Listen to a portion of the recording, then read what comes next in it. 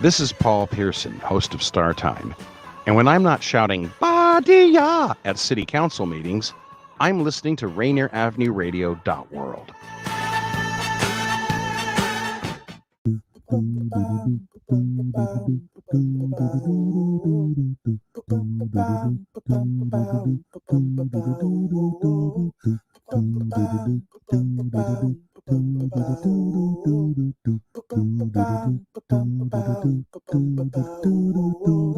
Wash your hands, don't touch your face, wipe things down, clean up your space. When you cough and sneeze, do responsibly. If you feel you're getting ill, isolate at home and chill. No, you're not alone. Please pick up your phone and call 206-477-3977. King County 206-477-3977. Public Health 206-477-3977. King County 206-477-3977. Public Health Community Radio Station will provide you with more information. Say Rainier Avenue Radio. Your community radio station will provide you with more information. Rainier Avenue Radio. Mga kaibigan, ito po si Kuya Bert Kawili. And this is Miles Salvador from Australia. And I'm Norb Kawili, also known as Norbcam. Kung gusto niyo po ang latest news and events from the Philippines at yung local Filipino community, Phil Radio po. We play Filipino music and interview guests from all around the world. And I'll keep you updated on the latest Seahawks and sports news. Kaya always tune in Phil Radio every Tuesday 1 to 2:30 p.m. Pacific Time on Rainier Avenue Radio World. And in YouTube and Facebook. Salamat po. And welcome to our live studio audience for another exciting edition of Did You Know? And here we go with round one. Did You Know? COVID vaccine is free and easy to get. You don't need insurance or an appointment to get your vaccine. Vaccines are available at many locations near you. And now we're going to double the value. Did You Know? The COVID-19 vaccine is always free of cost. You can visit pharmacies, community health centers, and other health providers in your neighborhood. And now for the lightning round. Did You Know? The Delta variant of COVID is a mutation that has health experts worried because it's twice as contagious. Then for our finale. Did You Know? The best way to protect yourself from the COVID Delta variant is to get fully vaccinated. Get your vaccine today. Find out more at kingcounty.gov/vaccine. Did You Know? You're listening to Rainier Avenue Radio World.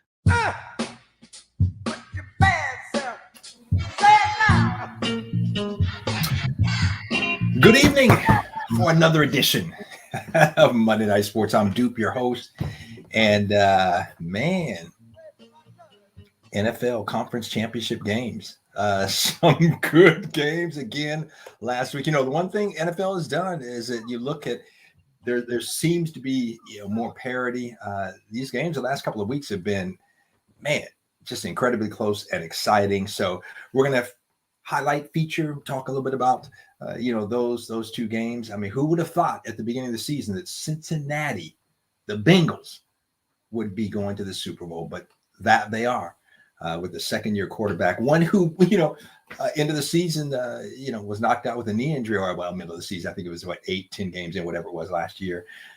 And Joe Burrow. But I'll tell you what, man, Joe Burrow, he's a player, and he's showing that he is a player. Also, Tom Brady. What's up? Is he retiring? Is he not? Talk a little bit about that. But, all the news out there Saturday, I think it was, and everybody saying, hey, he's retiring. But not so fast.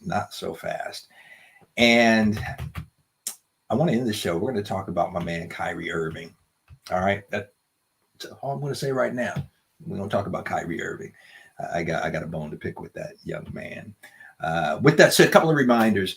Coming up this Friday, right here on Rainier Avenue Radio, streaming on YouTube, Facebook, Twitch, and what else, Daniel? I think don't we have a fourth? We have a fourth streaming outlet you can see games. But anyway, we'll be Twitter. Thank you. I wasn't sure Instagram, Twitter. I'm not on any social media, so I don't know. Thank you, Daniel. Twitter. We will bring you O-Day at Rainier Beach. O-Day, a must-win game, going to determine kind of the playoff picture for them. And by the way, Duke, a big winner tonight. I'm thinking O'Day and Paulo Banchero just continues to show everybody how good a player he is. I think he finished with 21 points, and I can't remember how many rebounds, assists, but I mean, he just, you hear how everyone talking about him. It doesn't matter how they're talking about him. You see how he's playing, quite possibly could be the number one pick. Will definitely be, a lottery pick and one and done. But I mean, he has all the tools at 6'10", 6'11". I mean, can handle the rock, can shoot the three, can pass, can rebound. I mean, I think passing, is such a strength for him. I mean, you saw that, in him at O'Day. He just, phenomenal player. They say the one deficiency, and they always say this about young players, can he defend? He's going to have to show he can do that. But man, what a talent.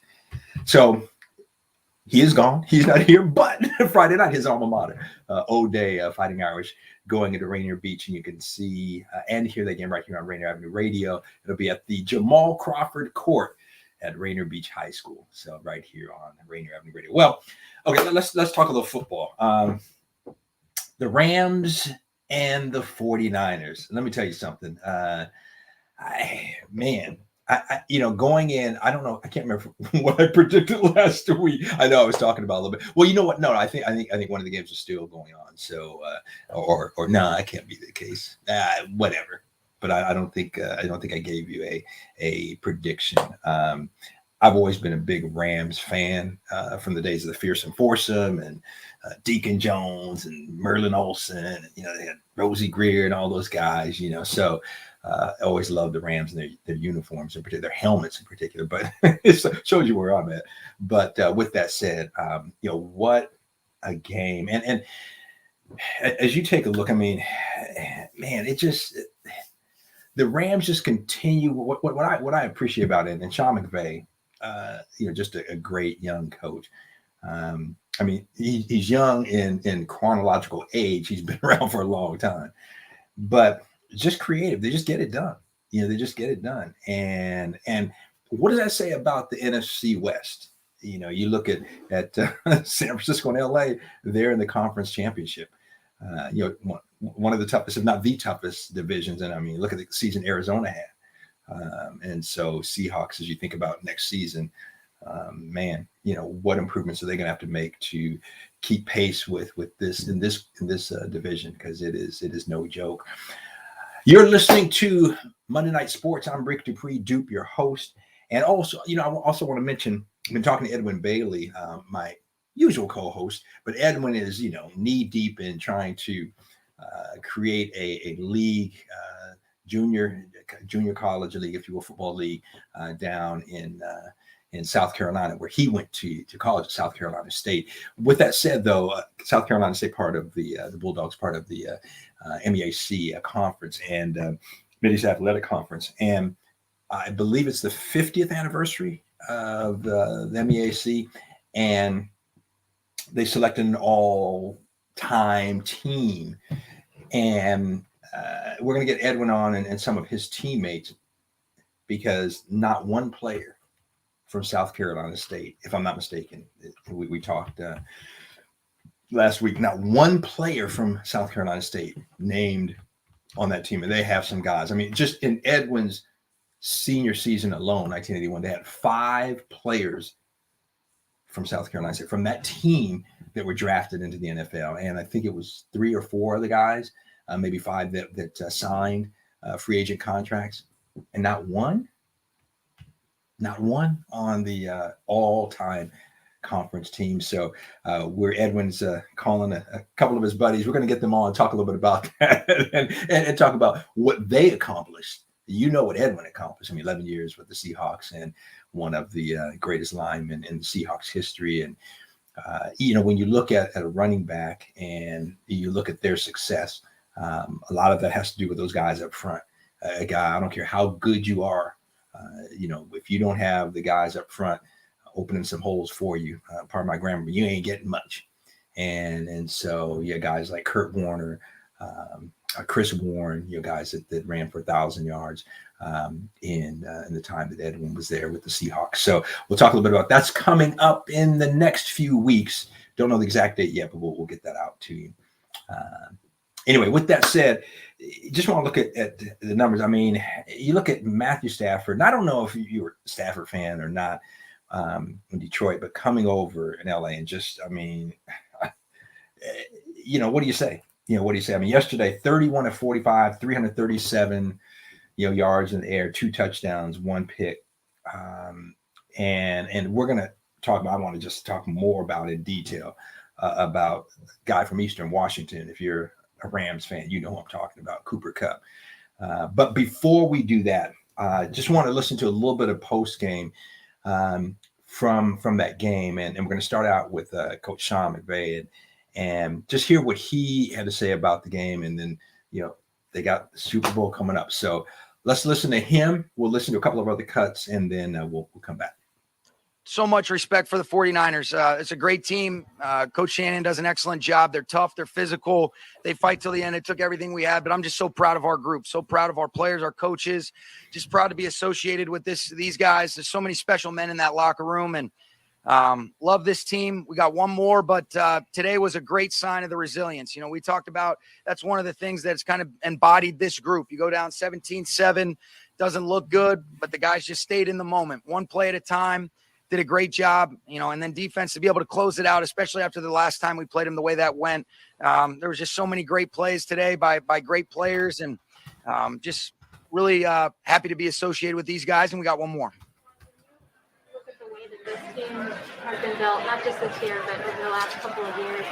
To end the game that way, Aaron Donald makes the difference in pressure. Trayvon Howard, a 7th-round pick, seals it. What does that mean for the group? I think it's a great sign of, the stars shining the brightest when they needed to, Jordan, and then also guys stepping up when they were asked to. T. Howard's done a great job over the last month. Chris Shul's done outstanding with him. And then, another guy that just comes to mind as you ask that question is, you look at Kendall Blanton. You lose Tyler Higbee, such an instrumental part of our offense, and he stepped in. Wes Phillips does such a great job, but all hands on deck. Everybody was ready to go. There were so many key contributors today. And like I said, I'm just so proud of this group.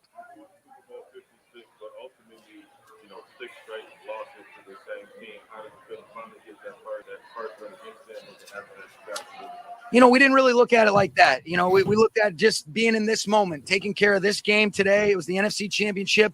Huge, huge game. Our guys did a great job. And really, each game is its own separate entity. And I'm really just happy those guys got it done today, Nick. I thought Odell was outstanding today. To be able to go over 100, he had some key and critical catches to be able to extend drives. The one down the left sideline when they were playing kind of split safety where they're kind of reading the coverage, and half-field player didn't get over the top, and he ends up adding on an extra 15 with the late hit. But he's a special player. He's so smart. He's so talented, so gifted, and he's brought such a charisma and a presence and, really a swag to our team. And he's love Odell. Really just happy for him. How much did your running game hold? How about this music? Those guys, let's keep it quick. I need to get in there. How much did your running game open things up in the first half? It did. I thought Cam ran hard. I thought Sony had some tough runs that he leveled off, and I thought it was able to open up some big windows in the pass game. And I thought our guys did a great job being able to mix up the tempo, apply pressure to an outstanding defense where they've been really teeing off on guys. I'm so proud of our offensive line. I thought they held up really tough. Battled, really, every single snap. And you look at that front, they rotate 8 guys through. They're outstanding. D'Amico Ryans does a great job. Chris Kasarik. And so we knew what a challenge it would be. But the run game was very key and critical, even though it was just kind of tough, hard-earned yards to set some other things up. No doubt about it. How fun is that? He said, man, come on, let's rush this. Let's hurry this up, man. I want to get in there and party, man. That is so much fun. But they got one more, whoever. At this stage, you got one more, and so you got a day to celebrate, and then you kind of go from there. Next, I want to hear from and just so cool. He mentioned OBJ, Odell Beckham Jr. and Von Miller, 2 guys that have, very likely Hall of Fame candidates, I mean, will be under serious consideration, if not getting in for sure. And have had great careers and coming in kind of mid-season and then making a contribution. In that win yesterday, OBJ 9 catches for 113 yards yesterday, and so they talked about how he is slowly starting to get comfortable. And man, I mean, what a talent he is. But the real quick, cool post game interview with him and Von Miller, and they're just talking about the fact that coming in here, what it means to come in here at this stage, not only of their careers, but this mid-season, and then now to be able to be a part of this group. So let's hear real quickly from OBJ and Von Miller. Put the work in on and off the field, man, and it's just a blessing, to be here and experience it with your teammates, and of course, man, your real brothers, man. It's it's so surreal, man. It's all I can do is say, thank God. This fashion too. I'm just saying, y'all. I can't tell you nothing. I don't got a name for it. Oh man, what does it mean for, obviously, Von, you've been here before, the whole journey from the Giants to Cleveland, just to be able to do it together and persevere through all the adversity. Man, I remember, everything was going down, and I was getting that phone call from Vaughn and Jalen, like, man, come, telling you every day. And I'm like, oh no, man, I don't know. And it just was on my heart, and I feel like this was the right place. And I just can't say enough about God and just staying down and staying in faith. Just truly an amazing moment. I'm here with Vaughn. This is a brother. We talked about this. Yep. Didn't ever think that it would really be possible. And here we are. You got to watch what you say, man. You really got to watch what you say, man. The law of attraction. What has made this work? How rejuvenated do you feel, and why has it worked so well for you here? It's been everything, from McVay, Stafford, Coop, just being integrated into the plan, taking me in, just pushing me for excellence. The weight room, everything about this place is right and it's done right, and it's just been an incredible opportunity that I feel like I'm just trying to make the most of. And here we are playing in the Super Bowl, one game away from our dreams, and just gotta keep going. Question for both of you guys, if possible. You guys both described this move mid-season as a bit of a roller coaster when you first got here, but through especially these last 3 weeks, what have you learned or gotten to know about all of your teammates who you now are building this with? Man, the culture here is amazing. We didn't have anything to do with that.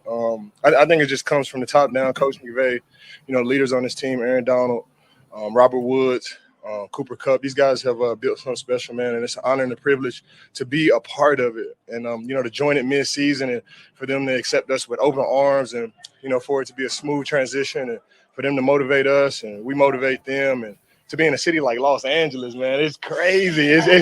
It's really crazy, man. When you sit down and pray for stuff, man, and you can never imagine, it being like this. You just got to stay down, like Odell said, stay prayed up, continue to work day in and day night, man, and just prepare for your opportunity. Last time you guys faced this, how fun is that, and how cool is that for those guys to be in that position? And but a guy I want to talk about, Danny, go ahead and run the Cooper Kupp highlights, because I found a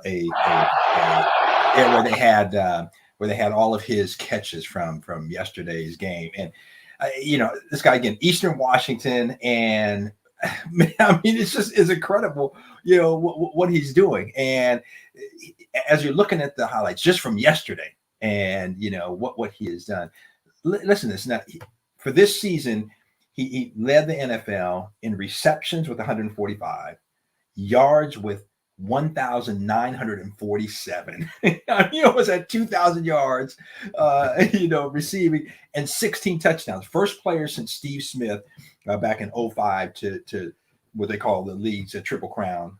Fourth ever in league history. So only Steve Smith, Sterling Sharp did it in 1992. Jerry Rice did it in 1990, and did it meaning leading in all those three categories: receptions, yards, and touchdowns. And I mean, you see him, he is incredible. Gets open. I mean, he's big, he's got speed, he's got hands, he runs great routes. Man, it just, and I got to be honest with you, I didn't know who he was, and he is just taking the league by storm. He just, man, it's really cool to see a guy coming from a small college like Eastern Washington, from this area. And I know a lot of fans in the state of Washington, excited for Cooper Kupp as they make that next step to the Super Bowl. Anyway, Dan, bring it back here. Let's talk real quickly about the Bengals and the Chiefs. You talk about a tale of two halves. I think no one expected what happened in the second half, kind of a collapse by the Chiefs. And what's interesting is they were dominating then, and then at the end of that first half there, the turnover and touchdown, and to bring the score from 21-3 to 21-10. And then second half, it seemed like that just gave Cincinnati the momentum in second half. And I can't say enough about Joe Burrow. Again, second-year player, and obviously just a lot of confidence. But, man, he just got it done. Yeah, he just got it done. And it's interesting. I want to listen to in a minute a short cut from Patrick Mahomes, because people said he choked, and pretty much, yeah, his second half he did. He had a phenomenal first half, and the second half just didn't get it done. But I will say this: that last interception in overtime, man, that I haven't seen a better play by defensive back, sticking his hand in at the last minute, knocking that ball away. That was phenomenal up in there where they got the interception. And I think, Patrick Mahomes, Russell Wilson the same way, and that these guys have done it so often where they have made things happen. And so they will scramble and what have you. And I mean, I look at, I think it was when they got the tying field goal, if I'm not mistaken, they were on the 4-yard line. And then, he started running around, got tackled down around the 9 or 10 yard line, and then way back, they they were down. Yeah, and got the tying field goal. And he being Patrick Mahomes, the next play, the ball got knocked out. They recovered, and it was a 44-yard field goal, which, again, they go from the 4-yard line to a 44-yard field goal. At times you want to say to them, man, just, you know where you're at, just get it done. If nothing's there, throw it away. But the flip side of that is both he and Russell Wilson, the same type of guy, have had so much success with their scrambling around and what have you. Like, okay, you don't want to take it away because that's what makes them special. So, how do you create that balance, man? But, tough loss. Let's listen real quickly to the Patrick Mahomes cut, and then we'll come back and kind of shift gears. That last play of the first half, what happened there, what you were thinking, and Brad, I'll have a second question as well. Yeah, we just ran a play. It took 4 seconds to play before where I burned it. So I knew that the time was low, obviously. I knew we needed to get points. We called a play that we were trying to get someone over the middle quick. And then I was supposed to throw the ball away. I got a little greedy there and try to give to Tyreek and get a touchdown. They had 2 people out there. So definitely, I mean, in the long run of things, it looks bad. But if we had another chance, I would have went for another play again. Okay. And the Super Bowl has been the standard around here now, obviously. How are you going to look back on this season when you have time to reflect on it? I mean, you take away the good things, just like any season. It's definitely disappointing. I mean, here with this group of guys that we have, we expect to be in that game and to win that game. And anything less than that is not success.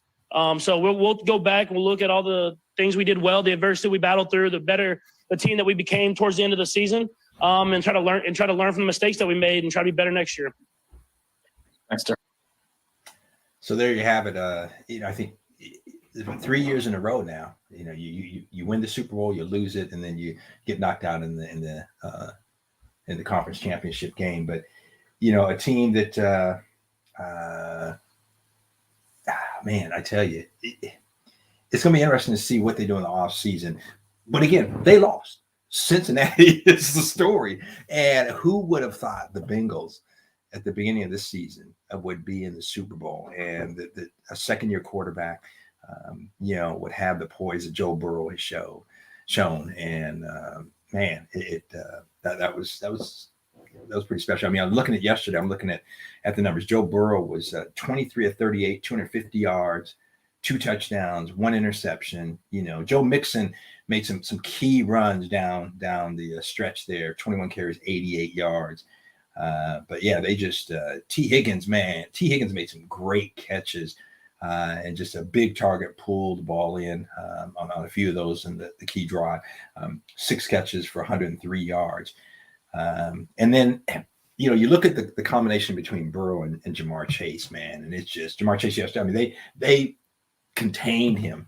6 catches for only 54 yards, had a touchdown, but that's a big play guy.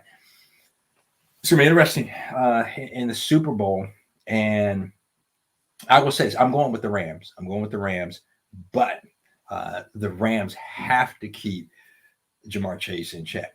If they don't, it's going to be a wrap.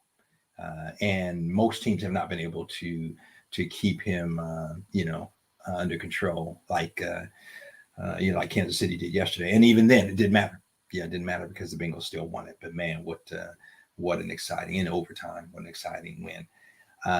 So there you have that. We'll see.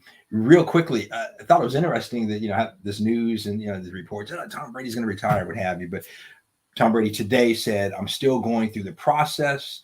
I said I was going through amid reports, that obviously that he retired. He made it clear he's still weighing whether he's going to walk away from the NFL, despite what ESPN and the NFL Network reported that he was retiring after 22 seasons. But man, how incredible is that dude? I mean, I've never been a huge Tom Brady fan, but I got to say this. I mean, the cat's 44 now, whatever, however old he is. He's old, though, younger than I am. But in my point being, 22 seasons, and this year he led the league in I believe in passing yards and touchdowns, and I mean, still playing at a level that is just lights out. That's just crazy.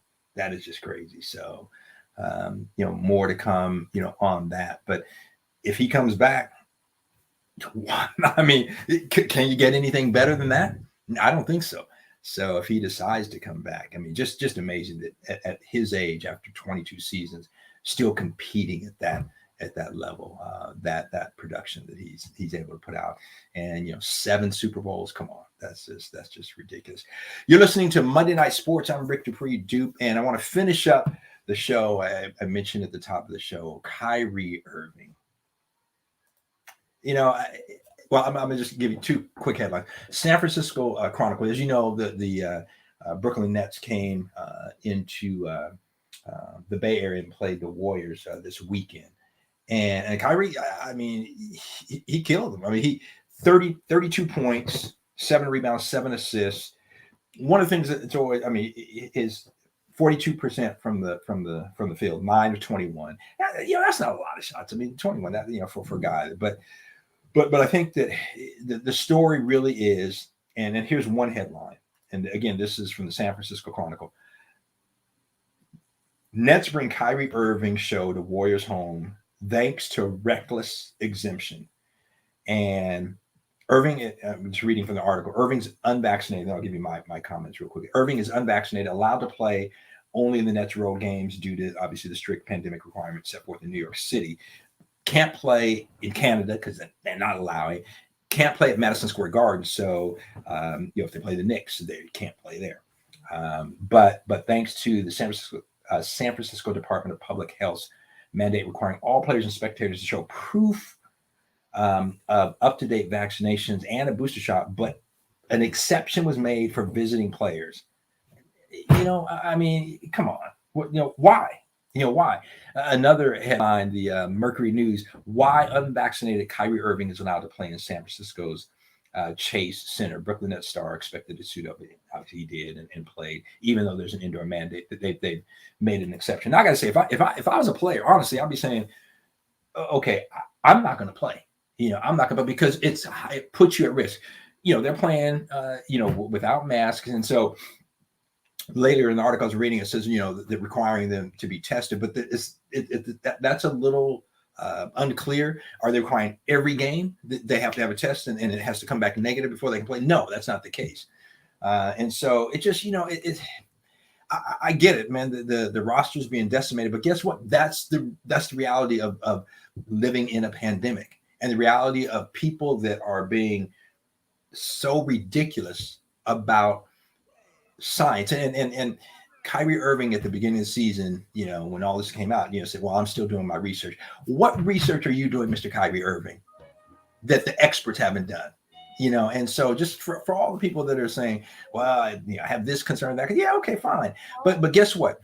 Most of us, if not all, and our children have had to have the MMR, the mumps, measles, rubella. We've had all of these vaccinations. We've been vaccinated before. This is how you address a communicable disease. And yet, we're allowing exceptions, and it's going to continue until people take this seriously, and until we stop making exceptions and people, don't want to wear masks and what have you. So anyway, that's how I feel about it. And I tell you, if I was in the NBA, I would take a stand. And like, if a player's coming in and is not vaccinated, I ain't playing. And if more players took that stand, because again, it's not a political thing. The research is there, the evidence is there. And for people who say, oh, this isn't real, guess what? I got someone I grew up with, same age as me, that died from it. Got a neighbor who has a kid who's in their 20s, died from it. I know people that have died from it. So, for these exceptions to be made is just ridiculous. All right. That's all the time I have. Again, stay tuned. A bunch starting tomorrow, Black History programming right here on Rainier Avenue Radio. Also this Friday, O-Day at Rainier Beach, 7:15. Catch it right here on Rainier Avenue Radio. And up next, don't go anywhere, because Litline, there it is, with Granville Emerson, Pepe, Lil Lo, all of them right here on Rainier Avenue Radio. Till next week, peace and God bless.